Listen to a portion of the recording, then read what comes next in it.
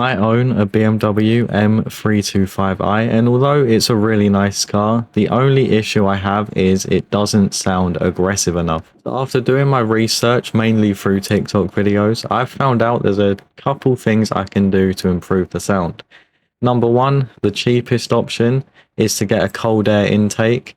And number two is to change my exhaust. In this video, we're going to be installing a cold air intake filter. And it should be pretty simple from what I've seen. So this is a quick sound check of what my car sounds like before.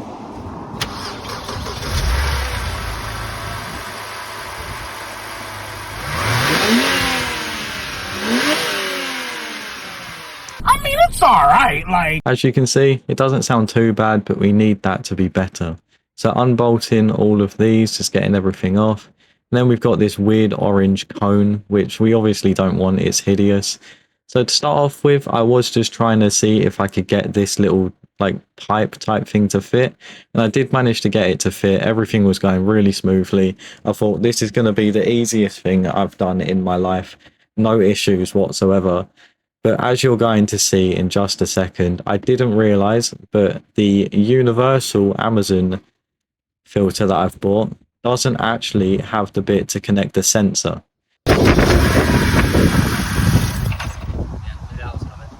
So obviously the sensor's not working, the car won't start, and it's just turned itself straight off, and that's not good. So we're reinstalling this little box because it's just easier to put the box back in. And at this point I've got my dad to come out and help me, so we've screwed that back in.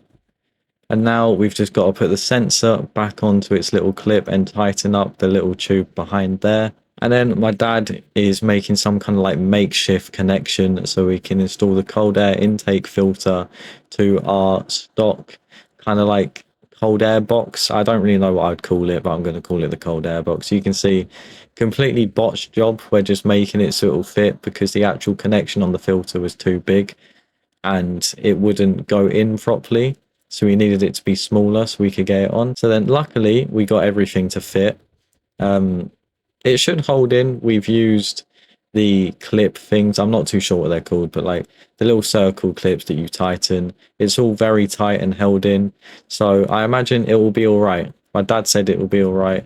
My neighbor Jordan has said it will be all right. So I trust him. Now, finally, after this taking far longer than it should have, I can give you the after sound check. So just a reminder, this is what it sounded like before. And this is what it sounds like after.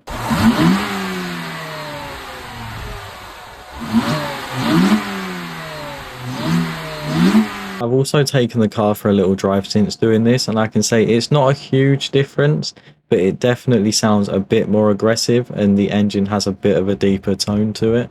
So I think it was worth it considering it only cost me about £20 and an hour of my time. And now I can officially say I'm a mechanic.